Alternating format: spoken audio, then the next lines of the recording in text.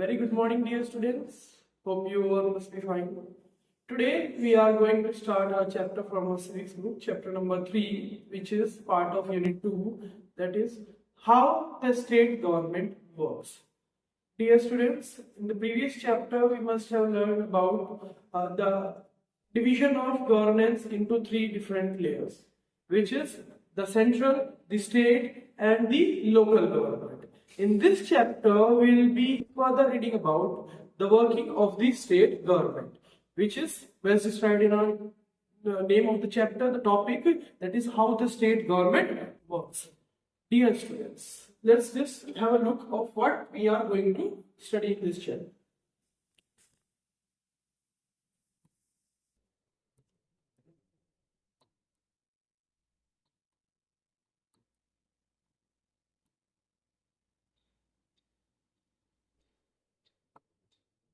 We all know that the government division of power is divided or is basically divided into 3 parts. That is the central government, the state government and the local government.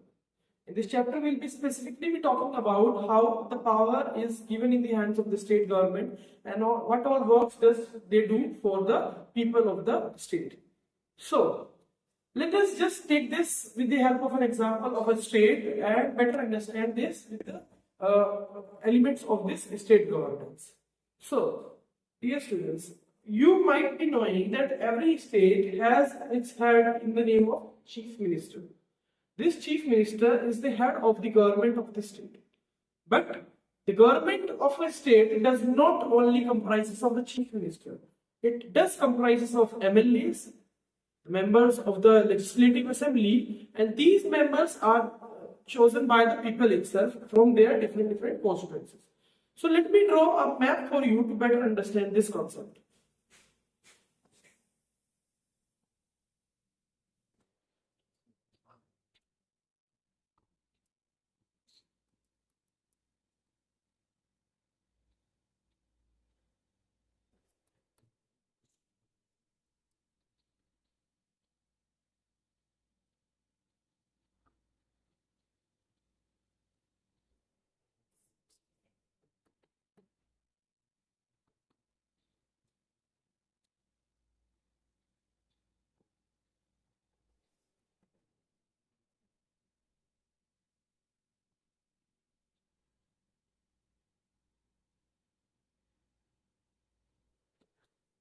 Yes, dear students.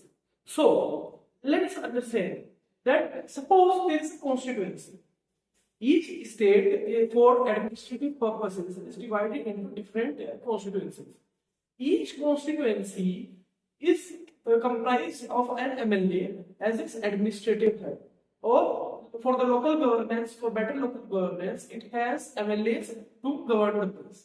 Now, each constituency has its own MLA. This MLA from every constituency is chosen by the people of that same constituency. They choose people, the people choose the MLA from the people who contest elections and who have been there in their times of need.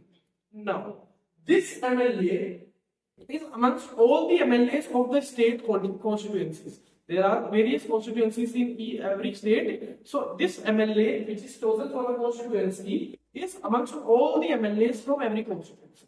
Now, all these MLAs that are formed, the majority of them chooses a person to head their group, and he or she is known as the chief minister of that particular state.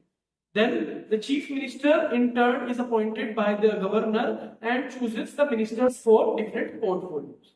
Let me give you an example for this.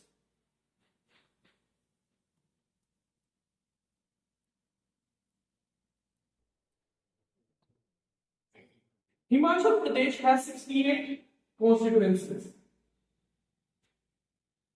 In the election of 2017, in general legislative assembly elections, there were 44 seats that were won by BJP. In order to win a majority mark, a party must gain at least more than half of the seats in the legislative assembly election. And we can clearly say that for 68, total 34 seats. But BJP won 44 seats and hence it formed the majority group of MLAs.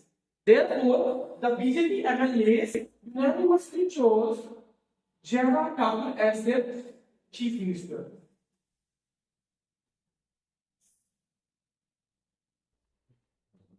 These MLAs chose Jairam Thakur as their chief minister.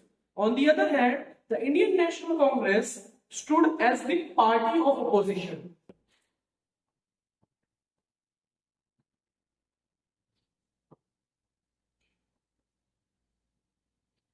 All the MLAs that are not included in the majority party are known as opposition MLAs. Now, let us move further in this topic and understand what do these MLAs do and how does it function. Now, all the MLA that comprises of the Legislative Assembly are known as the member of the legislature.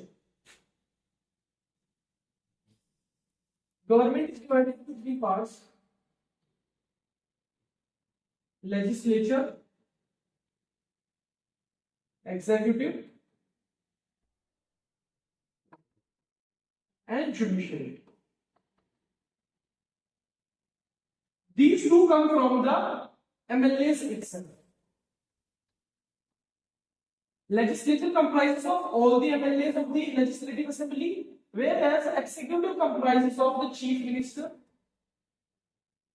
as well as the ministers of different portfolios who are MLAs itself.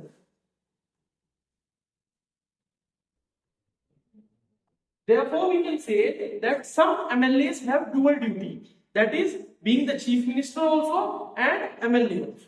I mean, being the ministers also and MLA also. So, children, these bodies, these two different bodies, does two different works. The legislature decides on any new law that has to be made in the particular state. If there is the need for any particular law, any particular decision to be made. So the legislature sits together in the Legislative Assembly, that is usually in the capital of that particular state, and they decide on that particular law. Thereby, when it's passed with the majority mark, it is sent to the executive for the execution of that law. And this is how the government works with cooperation and togetherness. Sometimes there arises chaos in the government functioning, and it leads to the striking or the delaying of different laws. However, in most of the cases, the government with majority mark does this passing of laws unanimously and with a majority decision. Now, there is often news that we hear that the government does not work properly. We all hear this news in newspapers and all. But do we have some remedy to this issue? Yes, we do. And that remedy is known as accountability of the government. This accountability of the government comes from the public itself. We, the public, are the power behind these MLAs and ministers and chief ministers. We choose them to be in the assembly. If we do not wish for them to be in assembly, they will not be able to win next year. Therefore, their ultimate accountability comes from the public itself.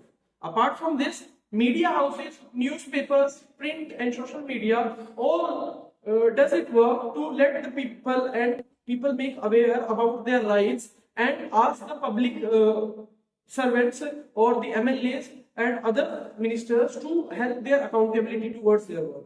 And thus, this is how the state government works in its best senses. Thank you, dear.